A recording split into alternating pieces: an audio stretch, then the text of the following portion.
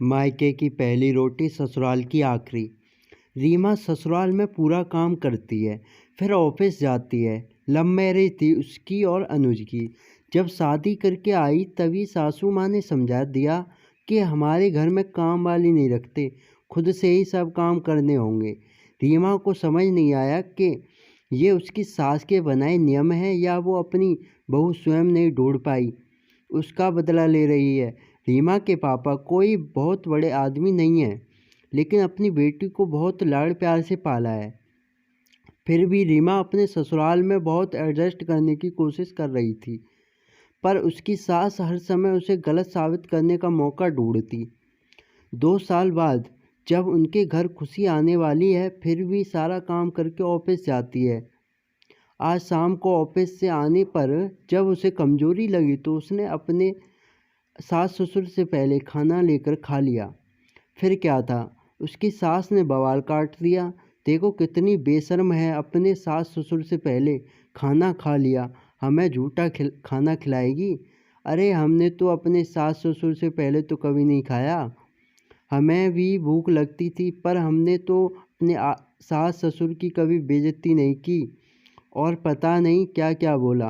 रीमा अपने कमरे में जाकर रोने लगी। कितना फ़र्क होता है मायके और ससुराल में। अपने घर में तो जब उसे भूख लगती थी तो सबसे पहले उसकी थाली परोसती थी माँ। पापा कहते थे मैं बाद में खाऊंगा, पहले मेरी रीमा को दो, कॉलेज से आई है, थक गई होगी। जो वह कहती थी माँ वही बनाती थी। और एक दिन यहाँ ससुराल में सब पहले सबको खिलाओ, इसके बाद उसका नंबर आता है।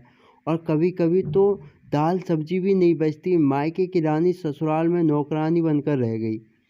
रोते रोते सो गई वो। सुबह आंख खुली तो देर हो गई। जल्दी जल्दी काम करके ऑफिस के लिए निकल ही रही थी, तभी उसकी नंद रोते हुए मायके आ गई। अब मैं वहाँ नहीं जाऊँगी, सारा काम करो, तब आखिरी में जाकर 2 रोटी मिलती हैं, उस पर भी क्लेश होती है। रीमा सब सुन रही थी। जब तक उसकी सास बोलती रीमा बोली, दीदी यही फ़र्क होता है मायके की पहली रोटी में और ससुराल की आखिरी रोटी में। और फिर कल ही तो माँ जी ने मुझे समझाया है, इसी में तो सास ससुर की इज्जत है। माँ जी तो यही कहेंगे, अब जैसा है वही तेरा घर है, और अपने की इज्जत कर। कब तक यहाँ मायके में सास ससुर की इज्जत कर, कब तक यहाँ मायके में रहेगी, है ना। माँ जी आप यही कहने वाली थी। इतना कहकर वहाँ से निकल गई। अपने ऑफिस के लिए उसकी सास उसे जाता हुआ देखती रह गई।